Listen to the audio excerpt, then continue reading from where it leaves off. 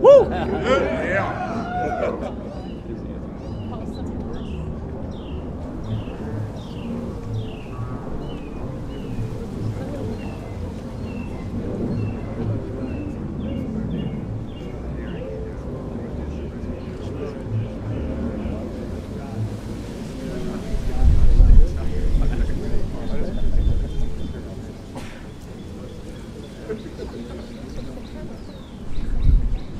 Ladies and gentlemen, the President of the United States.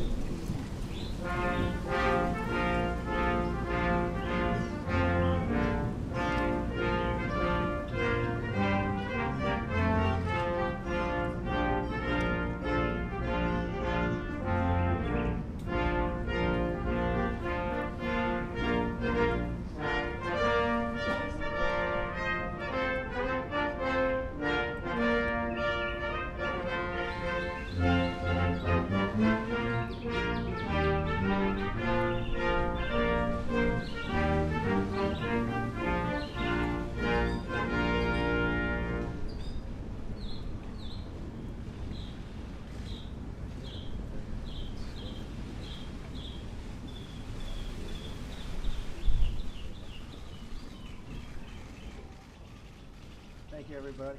Thank you.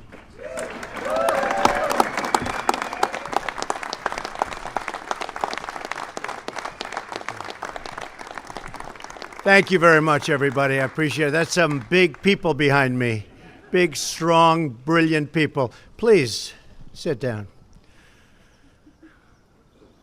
I want to thank everybody for being here on this very special occasion. It's an honor every single day to serve as your commander-in-chief to the incredible men and women of the United States Air Force. Very special, beautiful place.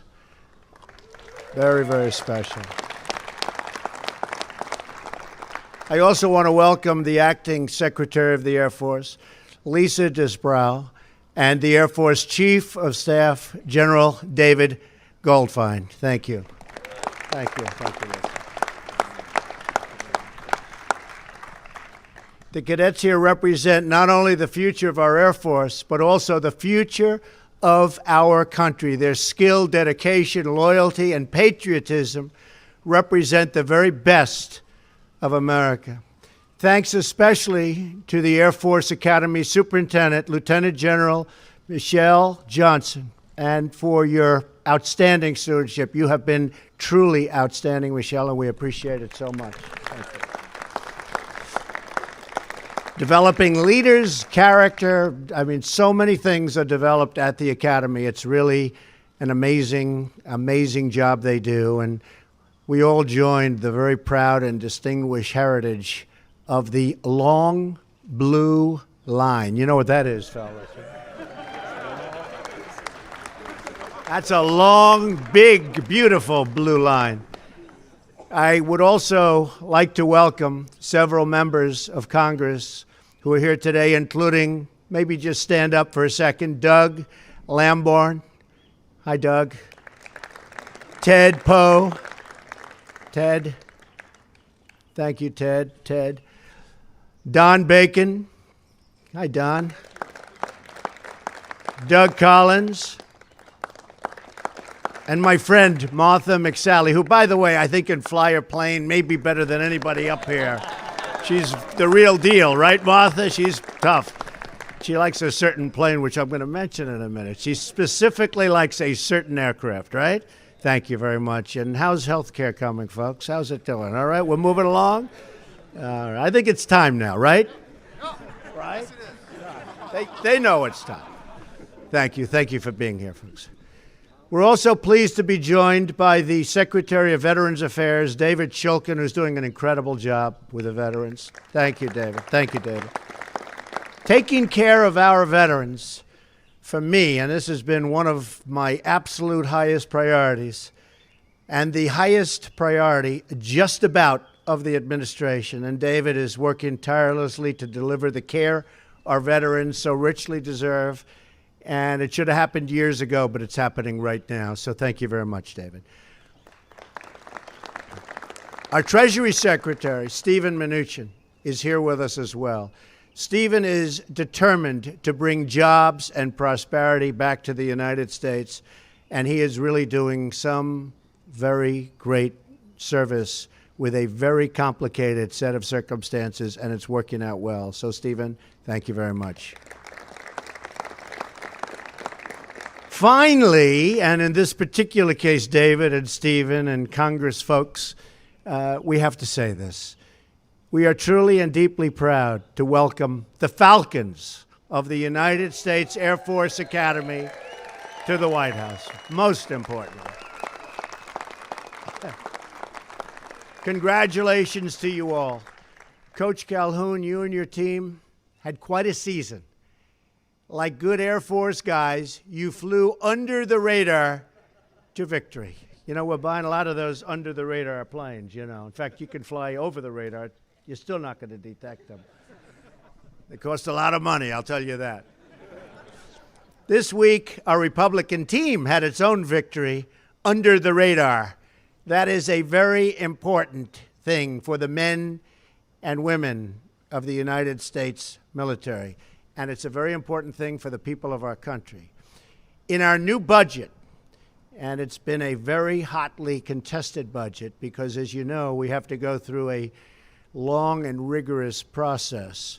But we've ended years of painful cuts to our military and just achieved a $21 billion increase in defense spending.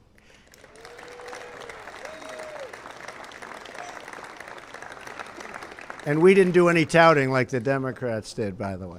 Not only did we achieve this massive and badly needed increase in defense, but we did so without having to put in place an equal increase in non-defense spending, breaking the so-called parity rule that was breaking our budget and degrading our military. And that's not happening anymore. That I can tell you with surety. So you're going to have the money we need and the equipment we need. There will never be a time, I will tell you this, when we will be spending more money. We are doing the necessary funding. We're going to have the finest equipment of all types, whether it's airplanes or ships or equipment in general, that we've ever had in the history of our country. We are taking care of our military, and we're not going to go back to what we were doing for the last long period of time. Our military is going to be taken care of. That I promise you. Thank you. Thank you, folks. With this major investment in America's national defense, a core campaign promise of mine, we are at last reversing years of military cuts and showing our determination and resolve to the entire world. And believe me, the entire world is watching. And we have resolve like never, ever before. These long-awaited increases will make America more safe and more secure and give our amazing service members the tools, equipment, training, and resources they need and they very much deserve. To top that, we achieved the single largest increase in border security funding in 10 years. So we have more money now for the border than we've gotten in 10 years. The Democrats didn't tell you that. They forgot. In their notes, they forgot to tell you that. With enough money to make a down payment on the border wall. I think they'll go back and check their papers. This includes swiftly replacing ineffective and failing fencing and walls with an unbreakable barrier. So we're putting up a lot of new walls in certain areas. We're putting up a tremendous amount of money to fix the existing structures that we have, some of which we can keep into the future. They're in good shape, but we have to bring them back to the highest level. We'll be doing that with this payment. And make no mistake, we are beginning to build the wall, and we will keep out the gang members, criminals, drug and human traffickers that threaten our citizens and that threaten our security. Any member of Congress who opposes our plans on border security, and I know these folks didn't, is only empowering these deadly and dangerous threats, and we will not put up with it, and the public won't put up with it. This bill also includes important health care resources for our great coal miners who have not been treated well, but now they're being treated very well, and continues to make funding available so inner-city children here, right in the nation's capital, can go to the school of their choice. Choice is so important. After years of partisan bickering and gridlock, this bill is a clear win for the American people.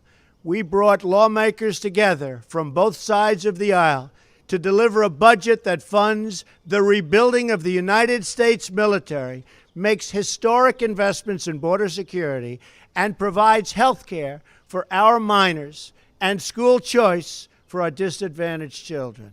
Very importantly, there is no long-term bailout for the insurance companies that the Democrats desperately wanted to subsidize, donors, the badly failing Obamacare. Do you know what a donor is, fellas? You'll learn when you get a little older. You'll learn about donors. I used to be a donor. Used to get everything I wanted. This is what winning looks like. Something that you folks really know a lot about. What a record. The Falcons had 10 wins and only 3 losses, a tremendous achievement, and they played tough, tough teams. And they played some teams that were slightly larger, right, Coach? Oh, yeah. Slightly. Coach is saying, boy, they're big, but you'd beat them, right? We did. You'd beat them. He knows how to win. Just spoke to Bob Kraft of the New England Patriots, right? And he gave you a little pep talk. Yes, sir. And he's a big fan, too.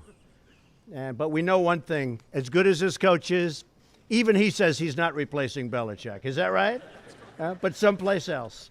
You're going to stay where you are. You better stay right where you are, Coach. Right? Don't let it sign him.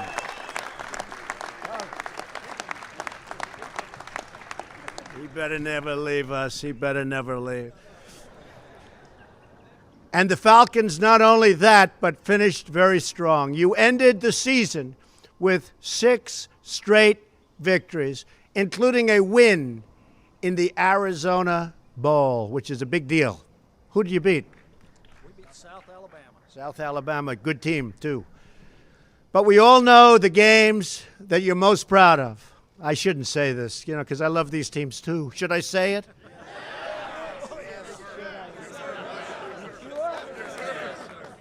I thought they were great Americans, Coach.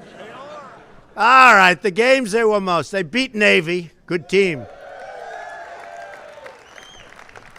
Do I have to give the score? Yes. Beat Navy 28-14. And you beat West Point 31-12. Does anybody feel guilty that you made me do that? No? It's a great privilege for me, for the first time, to present you the Commander-in-Chief's Trophy, my first time.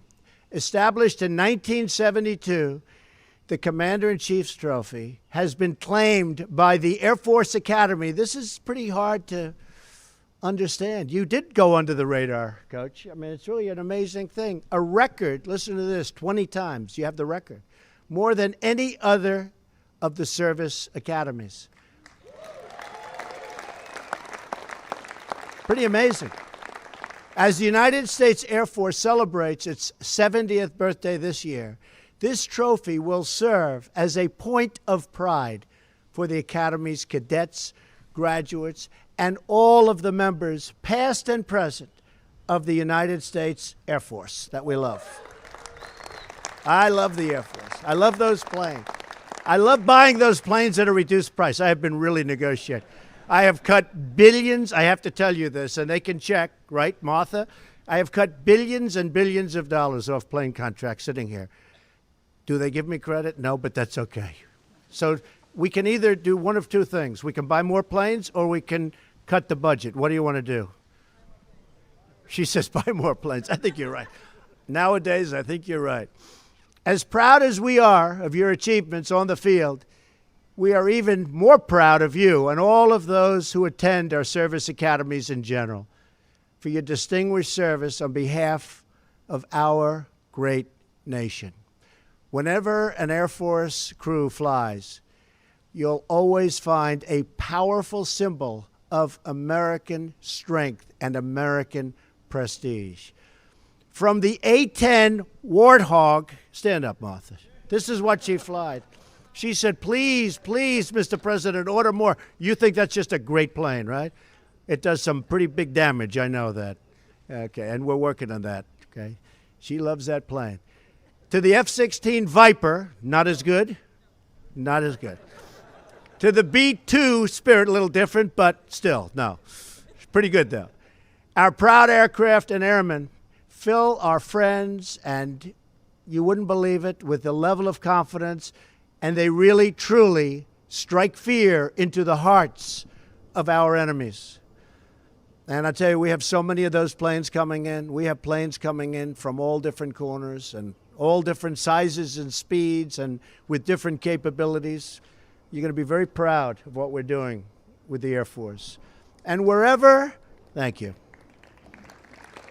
Thank you. And wherever our space and cyber airmen operate world-class systems for modern warfare, the full might of America will be on display for all to see.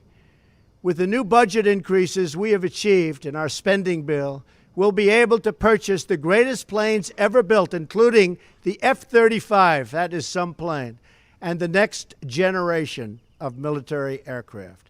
We will maintain and expand our superiority in the air and our ability to protect and project America's vital security interests. Just across the river, not far from the White House, stands a soaring tribute to the men and women of the United States Air Force. The three arching spires of the Air Force Memorial represent the core values of this noble branch of our armed forces. Integrity first, service before self, excellence in all you do. For 70 years, the United States Air Force has embodied those principles. I know each of you will uphold these standards with devotion and dignity throughout your military career. And I know that each of you will continue to make your country proud. They're great people. I met everybody in the Oval Office. They actually said this is the first time you've been invited into the Oval Office. And actually, the New England Patriots said that last week, that they were not invited in, but we invite them into the Oval Office. I think we should invite them into the Oval Office, right? Don't you think? But we're very, very proud of you, Coach. Together, the five branches of the United States Armed Forces, Army, Navy, Marines, Air Force, and Coast Guard, are the greatest force for peace and justice the world has ever known.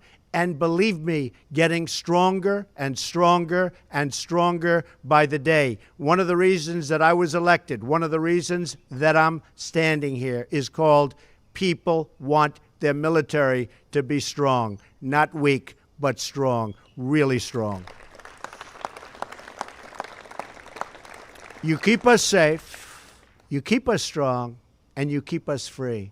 Thank you all for your service, and congratulations again to the winners of the Commander-in-Chief's Trophy, the great Air Force Falcons. Thank you. Congratulations.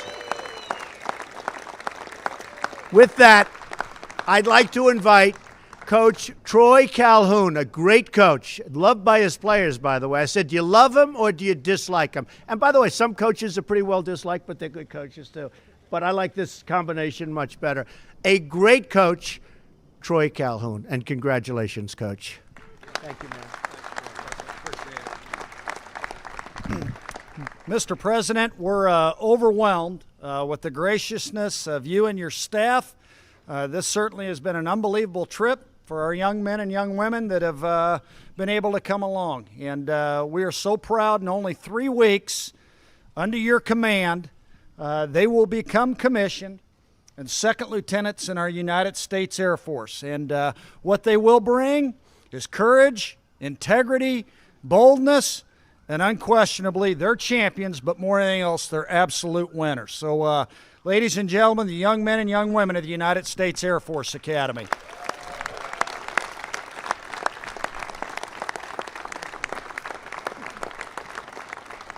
Hey, at this time, we have a couple of mementos we'd like to leave for the President. I will say this, our Commander-in-Chief, you look at our roster, we never have anybody that's ever worn jersey number 1 here in the last 9 years. Yet I think we got a new tenant holder to that spot. So, sir, I'm going to invite up Weston Steelhammer and Jacoby Owens, 2 of our captains, to present a little gift to you.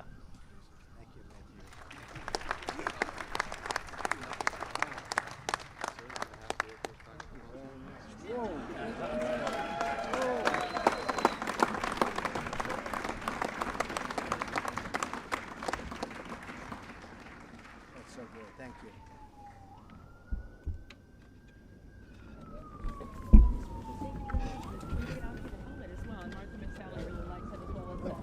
Martha, come on up.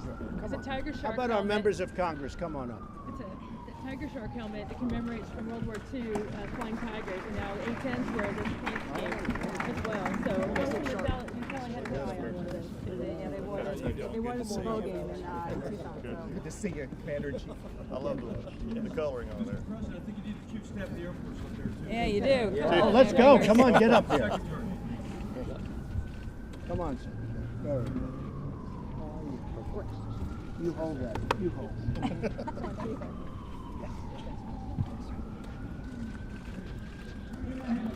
Oh, you gotta see the Who else sides. for a good picture, General? Good side. There we go.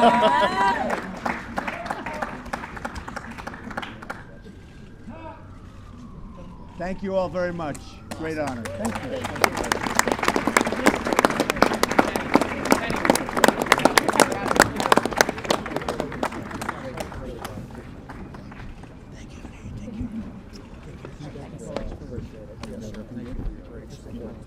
Yes, sir. Thank you. Okay. Thanks. Thank you. Thank you so much, Commander-in-Chief. See you later. Yes, sir. Thank you. Thanks for your great support. That guy right there. Right here, sir. Well, you're going to be a lonely guy. Can you guys do your place cards? That'd be hard. They're yours now. I like that.